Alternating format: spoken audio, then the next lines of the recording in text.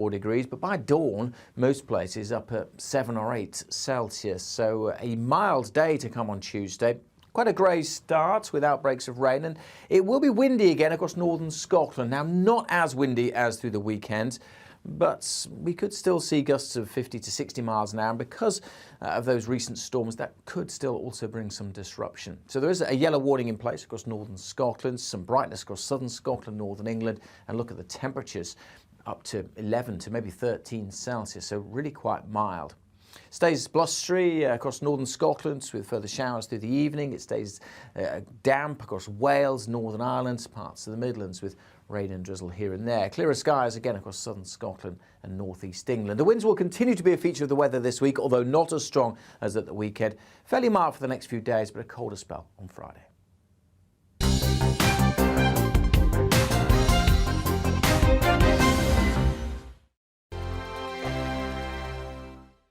Hello there, I'm Eamon. And I'm Isabel. And you're watching the GB News digital stream across the United Kingdom. And around the world. If you're here in the UK, you can also watch us on your TV screen. GB News is Freeview channel 236. On Sky, we're channel 515. 626 on Virgin Media. Just remember, you might need to retune your TV to watch the channel. Yeah, and if you are doing that, find out more about retuning by going to gbnews.uk.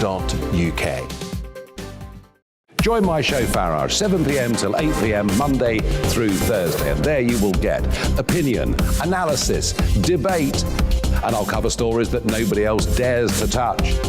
And then for the last 15 minutes, talking pints. We're over a drink. We have a civilized conversation with someone. We very often disagree, but we do it in a grown-up way. Come and join me on Farage.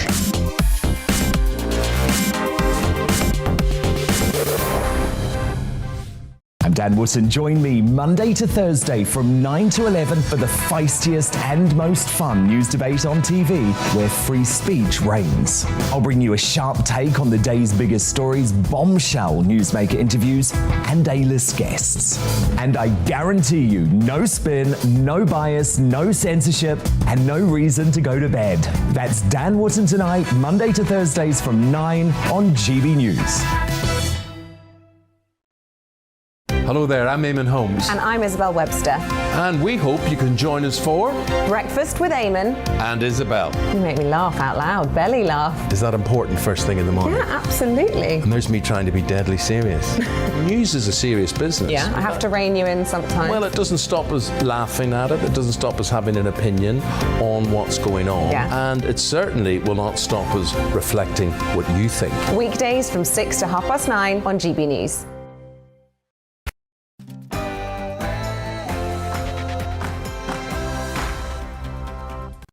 And welcome to another week of On the Money. It's your daily weekday dose of economics, business and consumer news. I'm Liam Halligan, and for the next hour, we'll be talking about government plans to rebalance the UK economy and asking, is levelling up just a slogan? We'll also be launching GB News Northwest Week. Want to know more? Then stick around. On the Money, after the GB News headlines with Rosie Wright.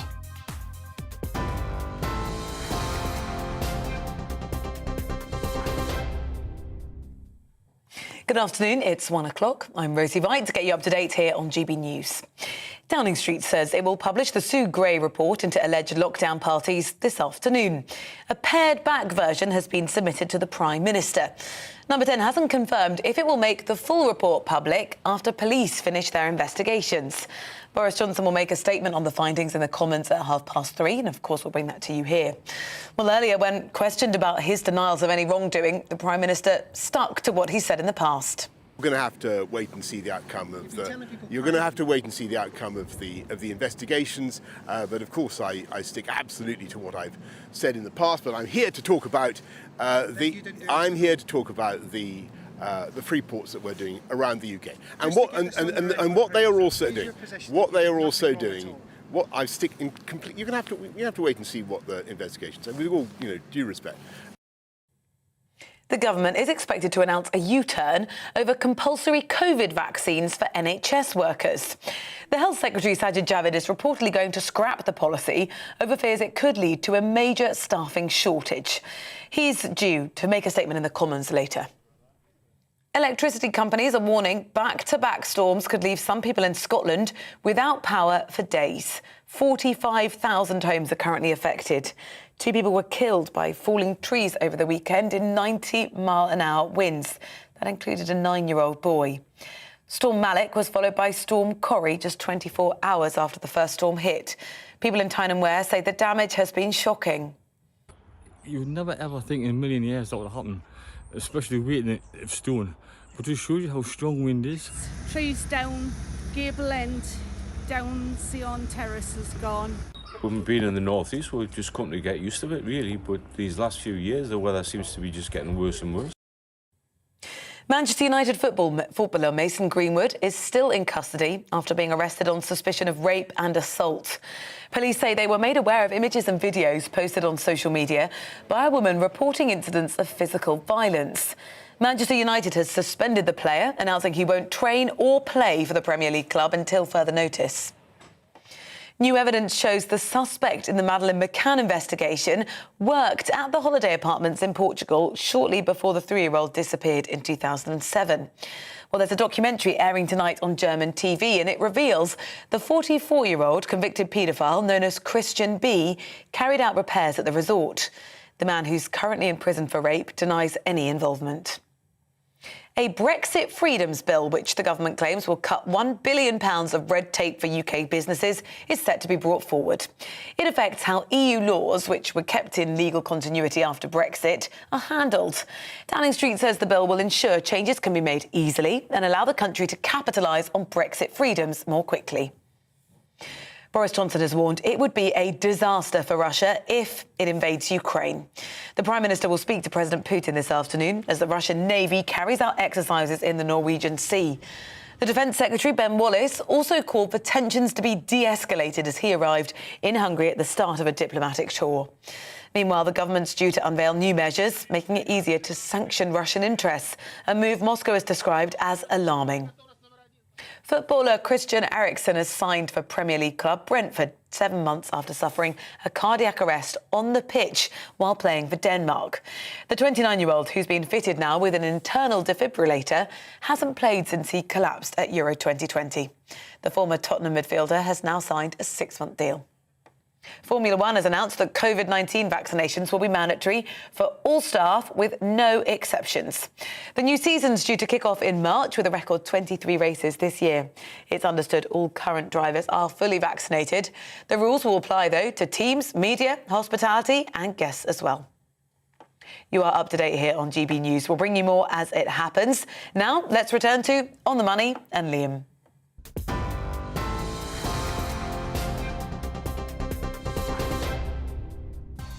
It's 1:05 coming on the money today on GB News TV and GB News DAB radio.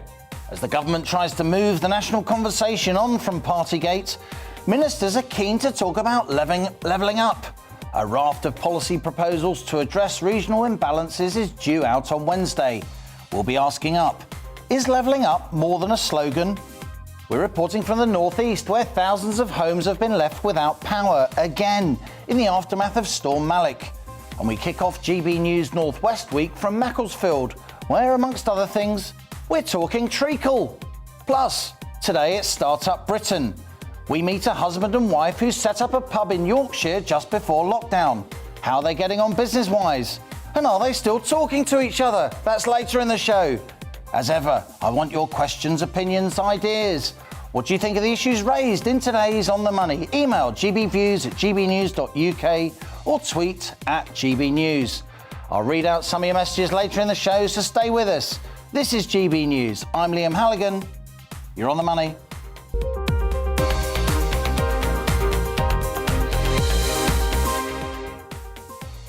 Now, keen to divert us from questions about Downing Street parties and birthday cakes, the government's decided this is Levelling Up Week. Expect a slew of policy announcements designed to address the UK's regional wealth imbalance.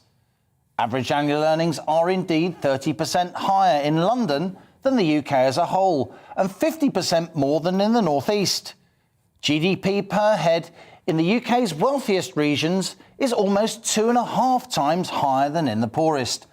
The UK is indeed the most regionally imbalanced developed economy on earth, and countless studies show lockdown made such imbalances worse still. On Wednesday, Michael Gove, our Secretary of State for Levelling Up no less, will publish the government's new Levelling Up white paper, the blueprint for spreading opportunity across the country. The early signs are, though, that many of the policy initiatives will be funded by money that's already been announced. Boris Johnson was elected on a manifesto pledge to, quote, level up every part of the UK, unleashing the potential of the entire country.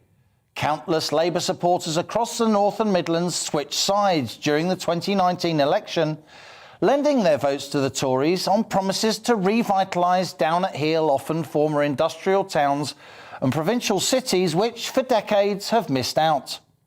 Now this show, On the Money, and GB News more generally, is fully committed to covering the news across all of the UK. That's why we have so many fantastic regional correspondents reporting on the parts of Britain where they come from. And today marks the start of, drumroll, wait for it, it's GB News North West Week. Tomorrow, myself and political editor Darren McCaffrey will be presenting our respective GB News shows from the proud town of Macclesfield in Cheshire, just south of Manchester. On Wednesday, we move to Burnley in Lancashire, again on the money from 1 to 2, and Darren McCaffrey's The Briefing from 3 to 4 from Burnley. Thursday, it must be Blackpool. Again, myself and Darren presenting our shows from the iconic seaside town at 1 and 3 respectively. Then Nigel Farage presenting his GB News show at 7 p.m. from Blackpool on Thursday. Amidst all these Westminster theatrics, it's cost of living issues, particularly across UK regions and nations, that in my view will determine the outcome of the next election. Do voters in the North Midlands and elsewhere believe the Tories are sincere in wanting to improve the lives of ordinary people? That's the key economic and political question we face. Before Christmas, GB News launched Northern Ireland Week. Now it's North West Week, the latest in a series of landmark regional broadcasts. As the government tries to move on from COVID and Partygate then, here's your On the Money question today. Is levelling up more than just a slogan?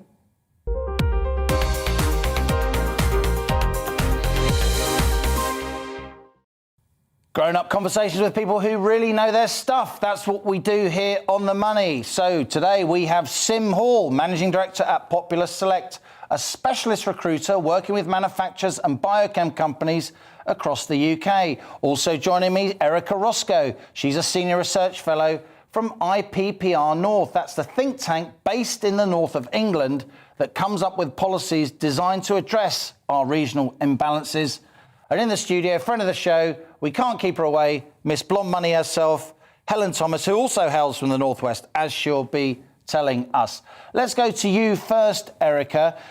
Great to have IPPR here on The Money. You're always welcome. We know that a Levelling Up white paper is coming Wednesday, probably is the day it's going to be. I'm sure the government will manage the timing judiciously. How overdue is that? Hi there, thanks for having me. Well, we've been waiting for this white paper for quite some time now. And over that time, we've seen regional inequalities getting worse. So, yeah, it's very welcome, but significantly overdue. And we're really interested to see what it contains. The early signs are, Erica, that quite a lot of the policy proposals will be financed with money that's already been announced, some of it in last autumn's budget. Is that a problem? Well, I think that it presents a potential problem, yes, because some of our research highlights some of the differences in terms of what's being promised and what can actually be delivered. And there's a huge difference between the rhetoric around levelling up and what the reality is. So, for example, with the Levelling Up Fund that the government have announced, that represents an investment of just £32 per person in the north. This is a centrally controlled competitive fund. But if you compare that to the cuts to local authorities as a result of austerity over the last decade, that represents a drop in local council spend of £413 per person in the north. So if we're not going to see any more money, then there's a huge discrepancy there between what's being promised and what cuts we've seen over the last few years, and that's had those cuts have had real impacts on people's lives. That's Erica in Stockport. Sim, you're in Darlington up there in the northeast. What's your view here? You're at the sharp end of recruiting skilled workers for a particular sector that's well represented in the northeast. Do you think levelling up is more than just a slogan? Have you seen evidence on the ground of changes under this government? Yes, I think a long time it has been just a slogan, and we hadn't really seen it manifest itself in the northeast, particularly in the region that I'm in Tees Valley. We're very fortunate to have a fantastic mayor, Ben Houch, and he's done a tremendous amount to attract the big headline projects that are required to drag everything else through. And we are seeing that certainly under the present government, which has been over the last 18 months or so. I was on TV on the BBC News on the morning of not the last budget, but the budget before, and it was quite a nervous time. There was lots of promises that had been made and nothing much delivered. What we've seen since then is commitments to infrastructure projects. We've also seen a real commitment with government departments moving to Darlington. So there's some huge projects, in new sectors that you would expect, such as the big investment from GE with renewable power. What's happening with BP with the hydrogen movement up here in Teesside, but also in more traditional sectors that we work in as well, the traditional northeast engineering and heavy engineering and fabrication sectors. So we are starting to see it, definitely. I think we need to deliver on it, and that's probably where some of the biggest challenges, and certainly where we come in and what we're doing, what our clients are expecting us to do. But we've got some thoughts on that. What do you make of this, Helen? It's not a coincidence you're here today. You hail from Blackpool. You've watched successive governments talk about levelling up over recent years. Do you think there's any sense that it's a real thing that's going beyond a slogan at this point? Yes. Now, first of all, I must apologise for my accent, which isn't as wonderful as the people have already heard, because my father's job meant we moved down south when I was far too young. But I can reassure everybody that every single summer holiday, Blackpool Pleasure Beach, staying with my Uncle John. On the Wild Mouse, my favourite roller coaster in the world. Couldn't get on that. It's the most frightening thing I've ever seen in my life. My Uncle John and my Auntie Jeanette, we were there every Christmas and summer holiday. But, and the lights, of course. I'm sure you'll be talking about that later this week. But, yes, I mean, countless generations have talked about this divide. The government has, again, talked about it, got knocked off course by the pandemic. But this paper hat that we're going to get, hopefully this week, has got real weight behind it, at least in terms of the people writing it. Again, these names might mean nothing to people, but Neil O'Brien, Andy Haldane, and of course Michael Gove. Former Chief Economist of the Bank of England, current Tory MP, who hails from the North East, who is the government's point man on levelling up, right? Exactly. Used to run Think Tank Policy Exchange and Michael Gove. And there are real policies in this, but what I think the focus should lie on, and as you've alluded to, is how are they going to pay for it? How are they going to deliver? And we've heard, do the numbers stack up behind the policy? What's your impression so far, Erica? I mean, let's be fair, IPPR is broadly a centre-left think tank, though. In my experience, you work with whoever's in power, to your credit, so it's not a party political point that you're making. But how does it look to you so far? Do you think the Tories are getting any traction in terms of convincing voters, business leaders in the North that they're serious about this? I think that there's huge potential, and obviously we've heard about some of the work with business leaders to bring business to different parts of the country, which is obviously really positive. But I think something that we would really want to see is a commitment to a devolution agenda, because it's not just about the money, it's about who decides how that money is spent. And currently, Westminster has so much power in terms of where that money goes. So what we'd want to see from the white paper is an ambitious devolution agenda, which not only distributes funding and resource to local leaders, but also power, and gives them the tools to decide what needs funding, using sort of their knowledge of those local priorities and local challenges faced in different places. Sim, no one could say that the government hasn't talked a good game when it comes to the North East. You mentioned Ben Houchen there, the Tees Valley Mayor, a Conservative who's got a lot of airtime with government ministers as well. What needs to change to turn that talk into reality, particularly ahead of the next election? Yeah, one of the key areas that we're seeing and we're hearing, I read a recent report from Deloitte, that there's lots of challenges for business growth nationwide, supply chain, COVID, raw materials, etc. But the biggest threat and the one that's really affecting confidence is the availability of skilled labour. And we in the North East have got the highest unemployment rate in the country, 5.7% at the moment, versus the national average of 4.1%, amongst a record number of vacancies that are available. And companies are turning to us. Populous is an exec and professional search business, and we go out and find people. So the vacancies are there in each sector. We just need to go out and be able to fill them. One of the approaches that we're taking, and it's been very successful, is to attract back the talent that grew up here or went to a university here, who's aware of what's available, but perhaps not seeing or not realising the economic future of the region and obviously the economic opportunity as well. But we need to get behind that. We really do need to champion it, shout about it, get behind what Ben has achieved, and I'm sure he'll go on to keep on doing. But yes, it's that talent piece that we really need to fill. Sim, stay with us. This is On the Money with me, Liam Halligan. After the break, we'll keep this discussion going with Sim Hall of Popular Select Recruitment up there in Darlington, with Erica Roscoe from IPPR North, who joins us from Stockport, and in the studio, our friend of the show, Helen Thomas, CEO of Blonde Money. Stay with us. You're On the Money. Hello again. Storm Corrie is clearing away, but it's still windy out there. Cold wind as well, slowly easing through the day. Sunny spells for many, certainly in the east.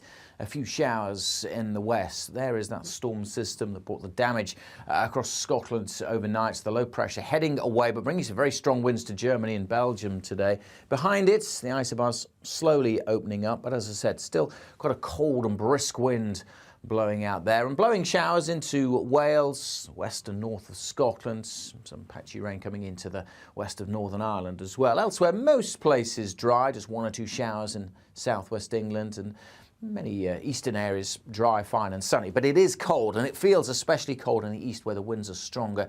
It feels closer to freezing when you add on the wind. Now we're going to see a bit more rain trickling into Scotland and Northern Ireland through this evening. That will slowly spread its way southwards into parts of the Midlands and Wales by morning. So a cloudy night, a damp night, and things turning milder as well. Early in the night, we could see temperatures down to 3 or 4 degrees, but by dawn, most places up at 7 or 8 Celsius. So a mild day to come on Tuesday.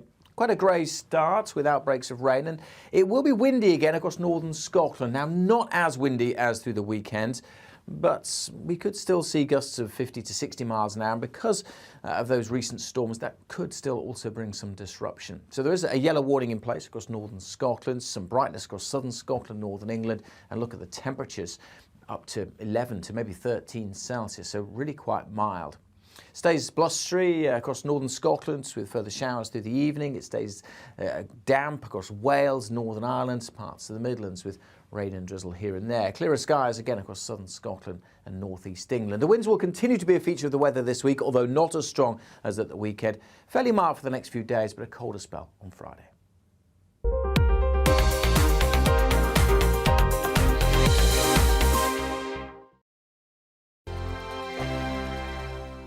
Hello there, I'm Eamon. And I'm Isabel. And you're watching the GB News digital stream across the United Kingdom. And around the world. If you're here in the UK, you can also watch us on your TV screen. GB News is Freeview channel 236. On Sky, we're channel 515. 626 on Virgin Media. Just remember, you might need to retune your TV to watch the channel. Yeah, and if you are doing that, find out more about retuning by going to gbnews.uk.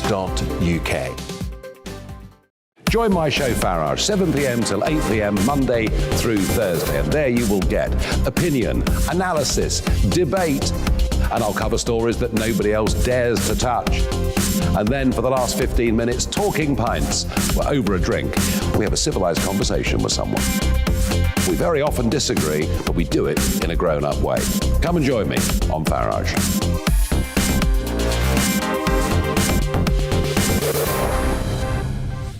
I'm Dan Wootton. Join me Monday to Thursday from 9 to 11 for the feistiest and most fun news debate on TV, where free speech reigns. I'll bring you a sharp take on the day's biggest stories, bombshell newsmaker interviews, and A-list guests. And I guarantee you, no spin, no bias, no censorship, and no reason to go to bed. That's Dan Wootton tonight, Monday to Thursdays from 9 on GB News. Hello there, I'm Eamon Holmes. And I'm Isabel Webster. And we hope you can join us for Breakfast with Eamon. And Isabel. You make me laugh out loud, belly laugh. Is that important first thing in the morning? Yeah, absolutely. And there's me trying to be deadly serious. News is a serious business. Yeah, I have to rein you in sometimes. Well, it doesn't stop us laughing at it. It doesn't stop us having an opinion on what's going on. Yeah. And it certainly will not stop us reflecting what you think. Weekdays from 6 to 9:30 on GB News.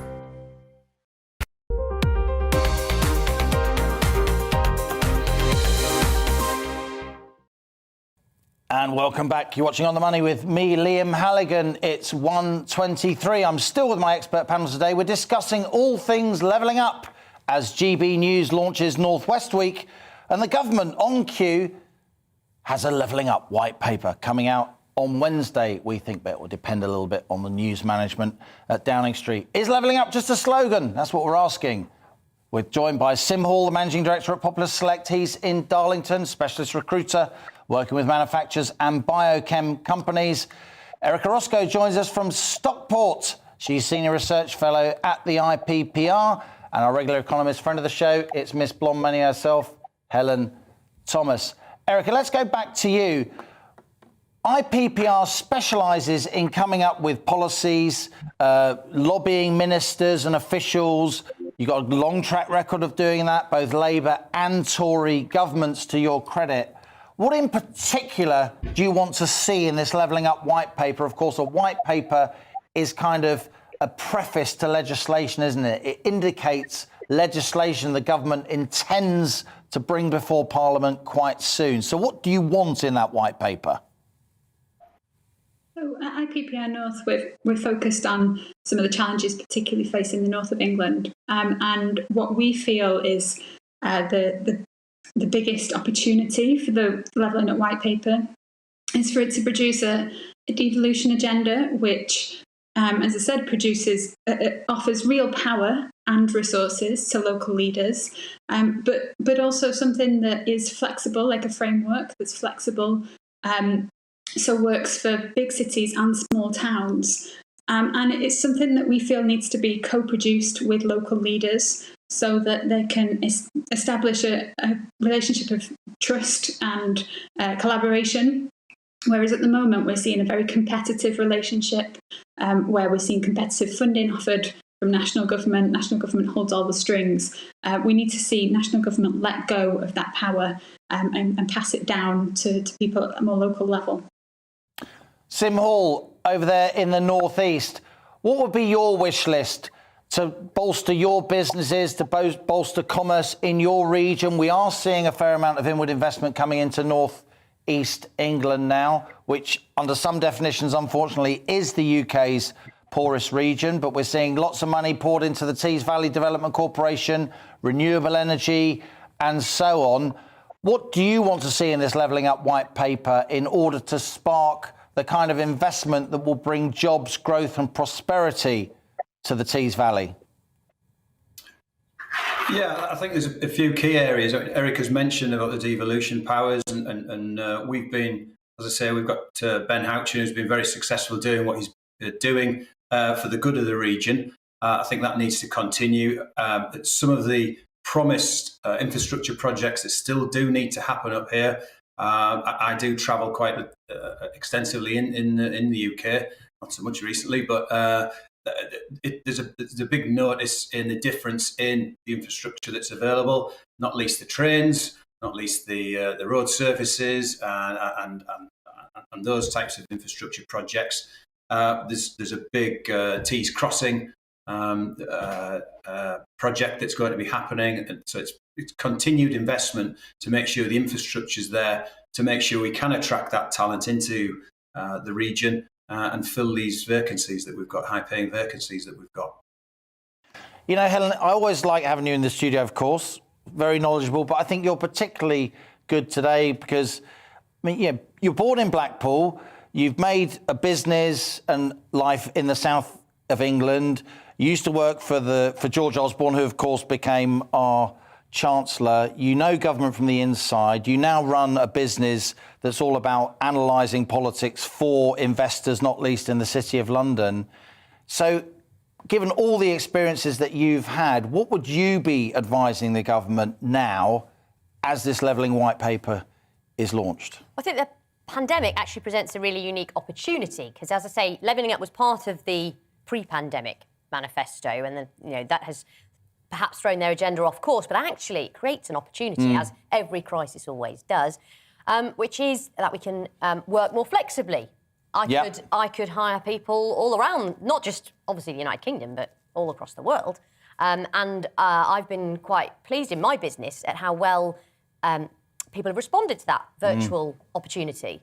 And just actually listening to people talk about it now, and us me thinking back to my childhood holidays there, I am thinking, well, actually, I don't need to be based in the southeast for what I do, really. And particularly if we can get some of the infrastructure improved for whenever we do need to make the trips around the country.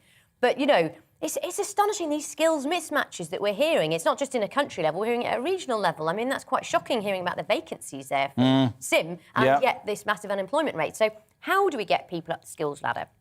How do we get everybody comfortable with doing business by Zoom? I know early on, someone in the city said to me, "Oh, you can't sell anything over Zoom. It's got to be in person. It's got to be a lunch. It's got to be a dinner." They probably said that about the invention of the telephone. I mean, or the motor car. It's just. What do you mean, no horses? Yeah, exactly. It's just technology, and we have to embrace it. And I actually think now, look, my lineage is that my grandmother ran a guest house in Blackpool. So, and her mother before that ran a bus company. So we're a long line of small business people. And so there's that. Or people running small businesses. Yes. Oh, yes, that's right. Although you lined us all up. Some of you are quite tall. No, we're not. We're definitely not. I've got all the genes there, Liam, unfortunately. But I think there is a can-do, get out there attitude often resides in the regions. And well, this is, soft Southerners, tough Northerners. It's a bit of a trope, but there's some truth in it. There is some truth. Proper grit in that. Erica, let's give the last word to you. To what extent do you think the Labour front bench is really embracing this agenda? Obviously, they're going to criticise what the government's doing. That's their job. That's fair enough. But I think all the main parties realise that there is this big inequality of wealth and prosperity, and particularly opportunities across the UK. How do you think Labour will respond once this white paper is announced later this week? You're absolutely right. All the parties are seeing this opportunity for what it could be, and equally the inequalities for what they are. And it's about time that those inequalities were identified and recognised, because they've been present for decades, and as I said, they've been getting worse. So it's really essential that they are front and centre of policy decisions going forward. I obviously can't tell you what they should or what they will do in opposition, but I think that all political parties need to be recognising these inequalities and looking at what can be done to resolve them. and to recognise those opportunities and actually take those opportunities and in order to see places like the North, the Midlands and elsewhere across the UK thrive. Thank you to all my guests. Erica Roscoe of IPPR North joining us from Stockport. We heard from Sim Hall, who's from Popular Select, a specialist recruitment agency there in Darlington. And of course, friend of the show, Helen Thomas, Miss Blonde Money herself, Blackpool lineage, here in the studio. This is the essence of politics to me and economics over the coming weeks and months. Cost of living, particularly in a regional context. That's why we're launching today GB News North West Week. After the break, we understand Boris Johnson has been given a briefing on Sue Gray's Partygate report. We're crossing to our political correspondent Tom Harwood in Downing Street for news of a statement to be given to the Prime Minister by the Prime Minister this afternoon. Also coming up, our North West of England reporter is kicking off North West Week live from Macclesfield in Cheshire. Plus today's Startup Britain with Maggie and Darren Holmes, owners of the Oddfellows pub in York. It's all happening after the GB News headlines with Rosie Wright.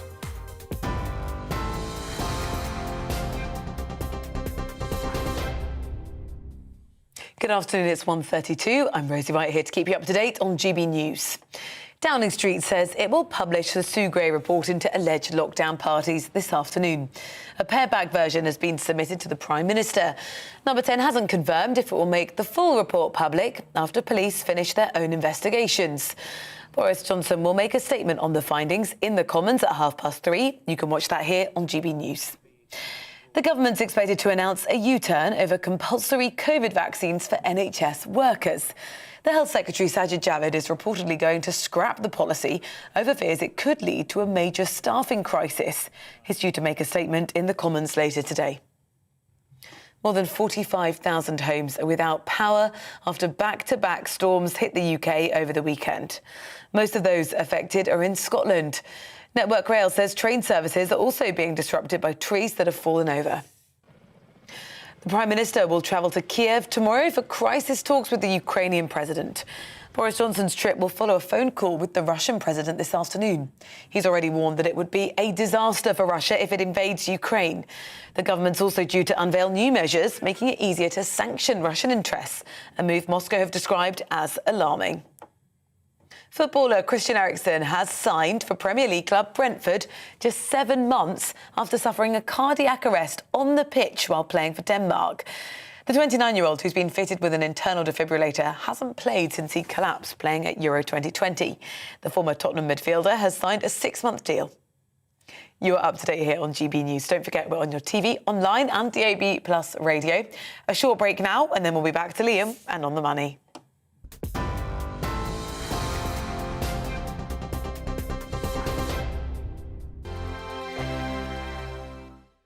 Hello there, I'm Eamon. And I'm Isabel. And you're watching the GB News digital stream across the United Kingdom. And around the world. If you're here in the UK, you can also watch us on your TV screen. GB News is Freeview channel 236. On Sky, we're channel 515. 626 on Virgin Media. Just remember, you might need to retune your TV to watch the channel. Yeah, and if you are doing that, find out more about retuning by going to gbnews.uk.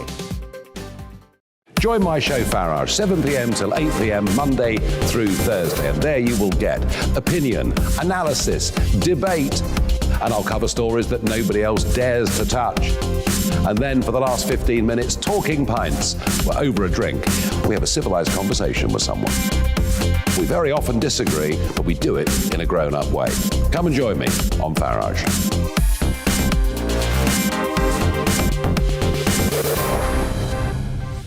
I'm Dan Wootton. Join me Monday to Thursday from 9 to 11 for the feistiest and most fun news debate on TV, where free speech reigns. I'll bring you a sharp take on the day's biggest stories, bombshell newsmaker interviews, and A-list guests. And I guarantee you, no spin, no bias, no censorship, and no reason to go to bed. That's Dan Wootton tonight, Monday to Thursdays from 9 on GB News. Hello there, I'm Eamon Holmes. And I'm Isabel Webster. And we hope you can join us for Breakfast with Eamon and Isabel. You make me laugh out loud, belly laugh. Is that important first thing in the morning? Yeah, absolutely. And there's me trying to be deadly serious.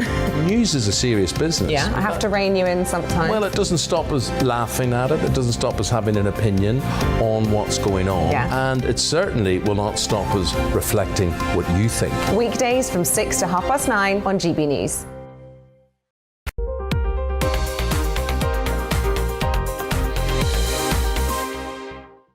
Welcome back. It's 1:37. You're on the money with me, Liam Halligan. Now, Sue Gray has presented an update to the Prime Minister, and he's due to make a statement on the findings at 3:30 this afternoon. Our political correspondent, Tom Harwood, is at Downing Street. Tom, what do you think the Prime Minister's going to say?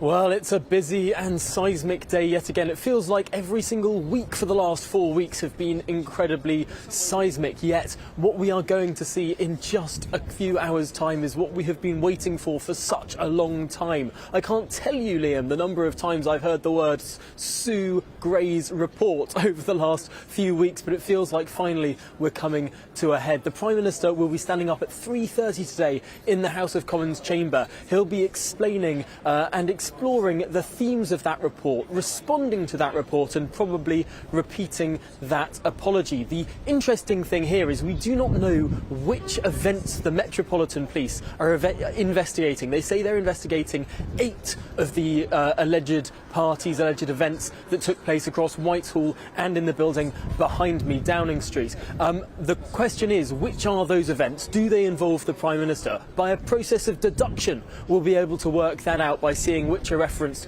in the Sue Gray report, which Number 10 received at 11:20 this morning. They have not yet published it, but it will be published before the Prime Minister makes his statement. It's going to be a very active day because not only is the Prime Minister making his statement in the House, he'll be taking questions all across the House for a considerable amount of time after that. And then he's got a phone call with Vladimir Putin. So there's a lot on his plate.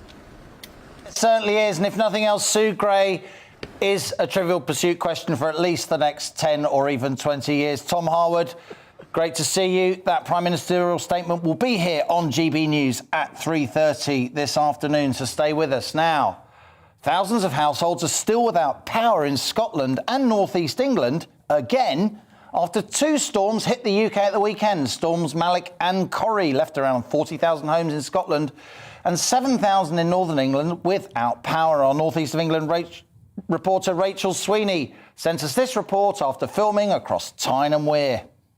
2 women were trapped in debris when the gable end of a house came down in the Gateshead village of Winlayton. They'd been standing at a bus stop. The young guy trying to move the rubble off them before the police come, and then the police came. Then I think they told them, right, stand back, because you didn't know if any more's coming down, you know. Then the next day I went along, the fire brigade were there and everything. And they were trapped? They were actually, I think they were trapped with their legs, So the rubble was on them? Because they weren't moving, they were just like in a sitting position, if you know what I mean. There's one with our jacket, it was all ripped at the back. Well, I should imagine where the rubble's come down and ripped that cord. You would never ever think in a million years that would happen, especially weighting it of stone. But it shows you how strong wind is. And in life there's no guarantees, you know. I really feel sorry for the people who were there. I mean, the chances of that must be a million and one chance. We've been in the northeast, we've just come to get used to it really, but these last few years the weather seems to be just getting worse and worse.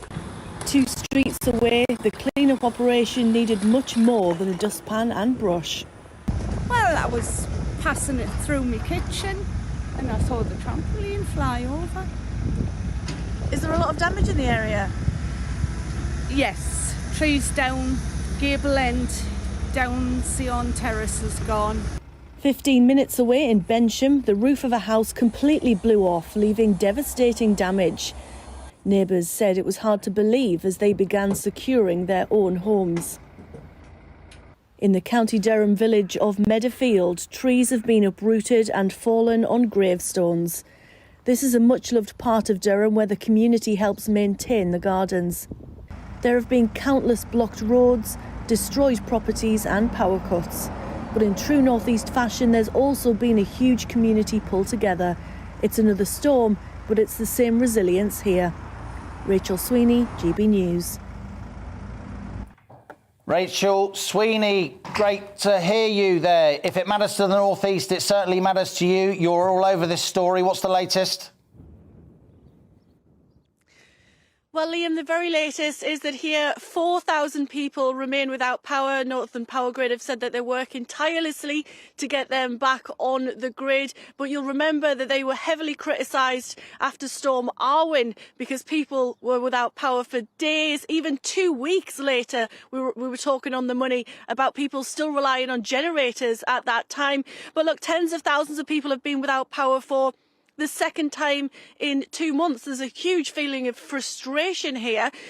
Storm Malik came in. It wasn't as bad as Storm Arwen, but it was so much worse than anybody was expecting. And then when Corrie comes in, it just makes the recovery so much harder for people here. The problem is these storms come in, they weaken our trees, buildings, structures. So when the next one comes in, the damage is more, there's more cleanup. It's just really hard for everyone. But the sun's out now. The cleanup operation can begin. It's much safer to start rebuilding now.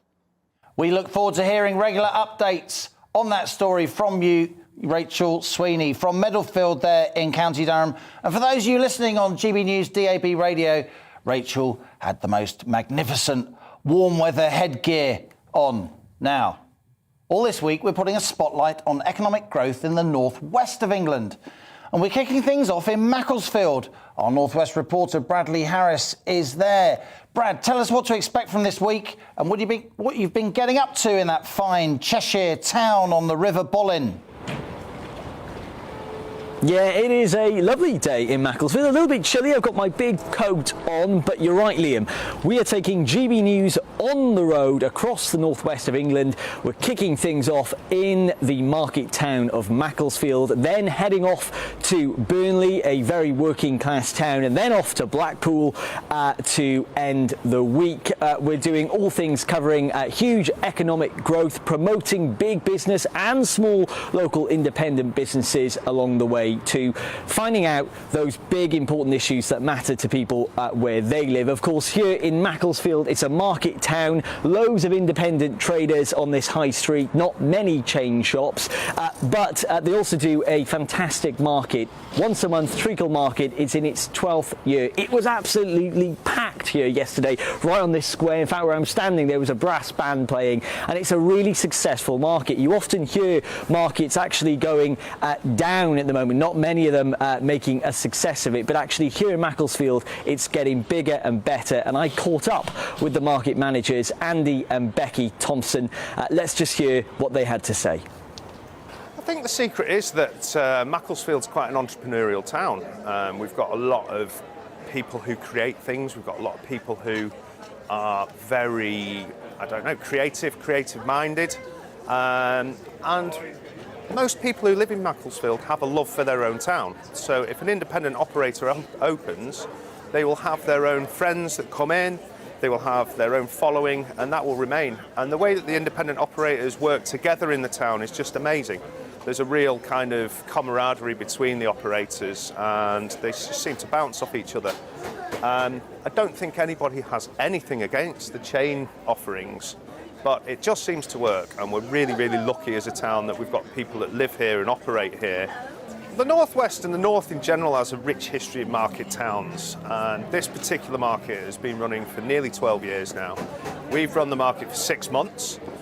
Within that 6 months, post-pandemic, if you like, not that we're out of a pandemic, but beyond the kind of lockdown and restrictions that we were experiencing, we've been allowed to grow the market, make it much bigger, and bring a lot more variety into the town. Certainly Macclesfield is a huge melting pot of lots of different things. There's a lot of foodie types here, hence we've got an amazing street food down on Castle Street over there. A lot of musicians also, hence we have an amazing live music lineup every month. And we just have a huge variety in terms of stalls. We've got taxidermy to books to kids' clothing to food, drinks, and everything in between, really. Part of the ethos of Treacle Market is that we are a symbiotic being within the town, so that people who are independent traders, the larger traders, all benefit from what takes place on Treacle Sunday.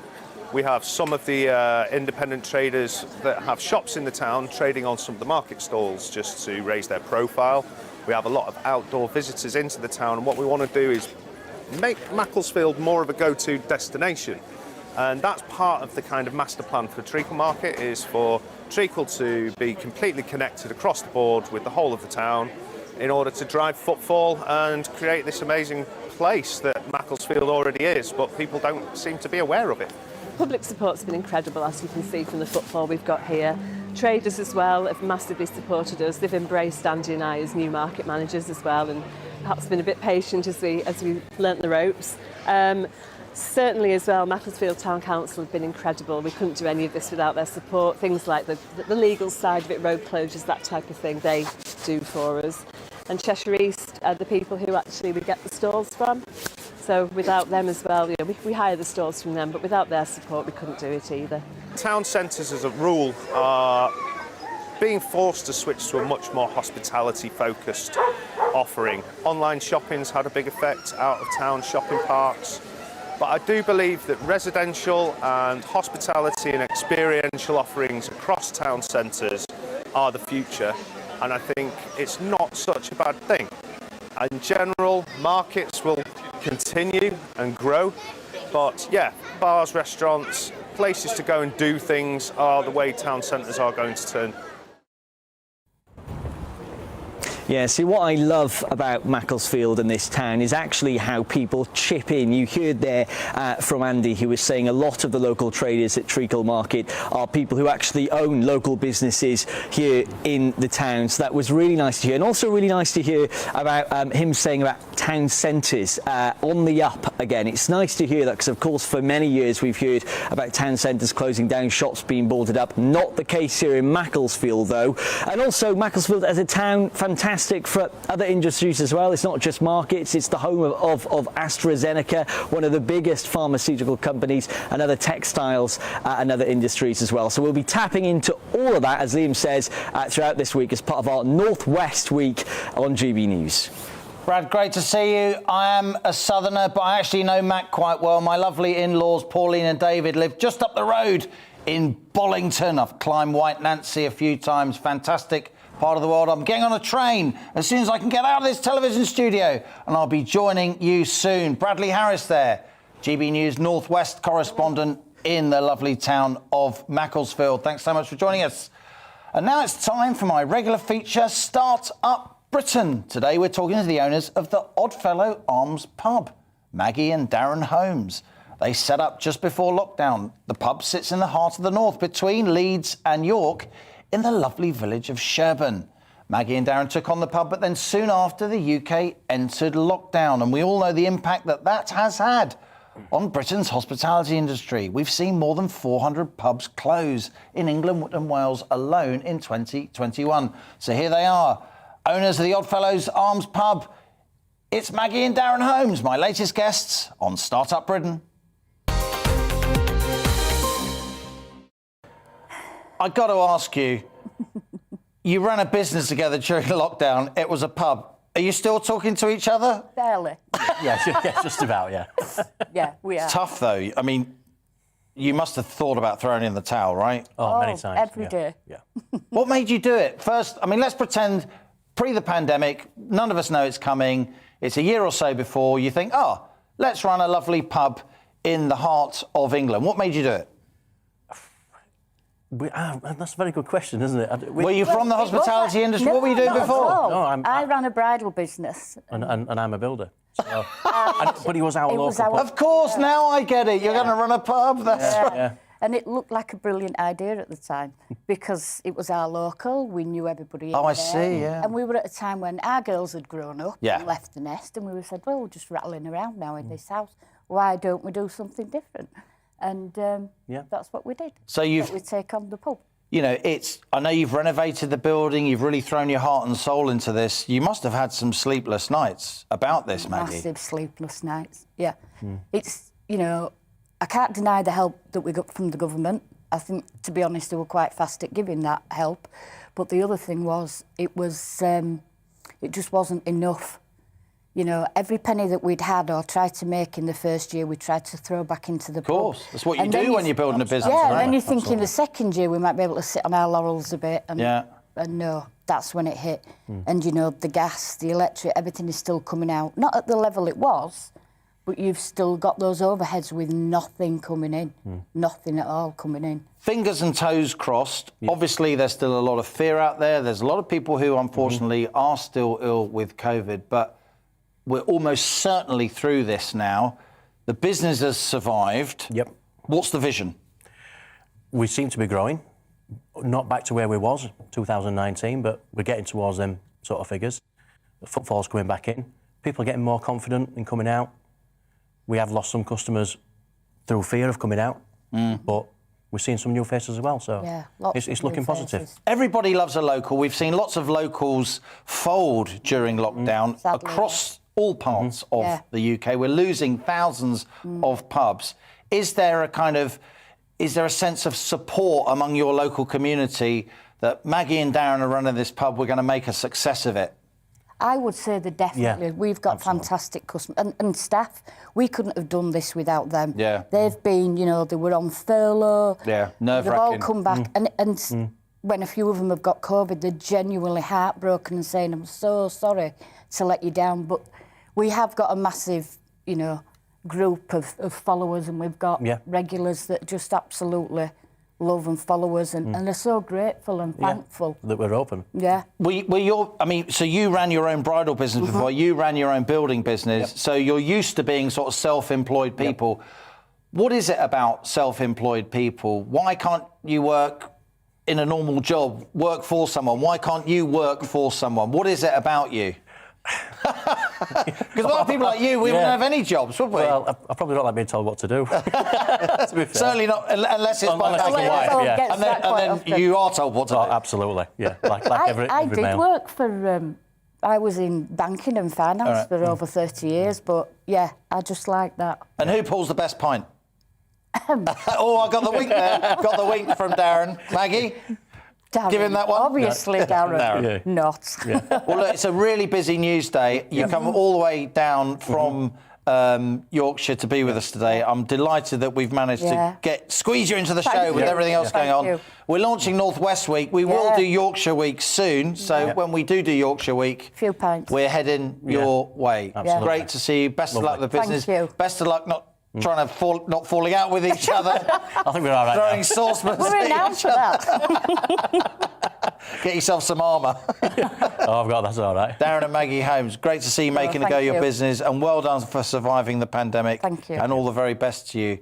The Oddfellows Arms there in Sherburn in Yorkshire. Great to see you here on GB News. Our latest Startup Britain guests. Lots of you have emailed and tweeted about North West Week. John says, I believe we will not prosper in the northeast until the UK has better economic policies. Our politicians don't understand the difference between spending money and investing money. Sharon says, what a positive show today. Thank you, Sharon. We do try here on GB News. If it matters to you, it matters to us. Thank you, says Sharon, for not making it all doom and gloom. We've had far too much over the last few months. And Steve says, hi, Liam. Hi, Steve. The first and easiest thing that could be done is to remove London and the South East waiting and travel perks. That's a really interesting one. That London waiting allowance, you get a little bit extra on your majors if you live in London or the South East. Is that the right thing to do? Is that the wrong thing to do? Email us, gbviews@gbnews, or tweet @gbnews and let us know. So keep your emails coming. Tell me what you want to be discussed on the show. That's all we've got time for today. This is the launch of GB News North West Week. Tomorrow, I'll be presenting On the Money from Macclesfield. On Wednesday, I'll be presenting On the Money from Burnley in Lancashire, and then up on the coast in Blackpool on Thursday. Thanks for joining me today. Make sure you tune in tomorrow, Thursday, Friday, all week. We're kicking off the week in Macclesfield tomorrow. This is GB News. I'm Liam Halligan, and that was On the Money.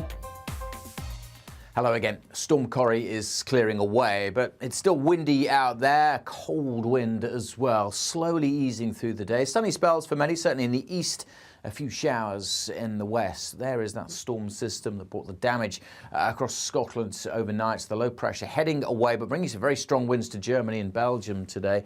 Behind it, the isobars slowly opening up, but as I said, still quite a cold and brisk wind blowing out there, and blowing showers into Wales, west and north of Scotland, some patchy rain coming into the west of Northern Ireland as well. Elsewhere, most places dry, just 1 or 2 showers in southwest England, and many eastern areas dry, fine and sunny. But it is cold, and it feels especially cold in the east where the winds are stronger. It feels closer to freezing when you add on the wind. Now we're going to see a bit more rain trickling into Scotland and Northern Ireland through this evening. That will slowly spread its way southwards into parts of the Midlands and Wales by morning. So a cloudy night, a damp night, and things turning milder as well. Early in the night we could see temperatures down to 3 or 4 degrees, but by dawn most places up at 7 or 8 Celsius. So a mild day to come on Tuesday.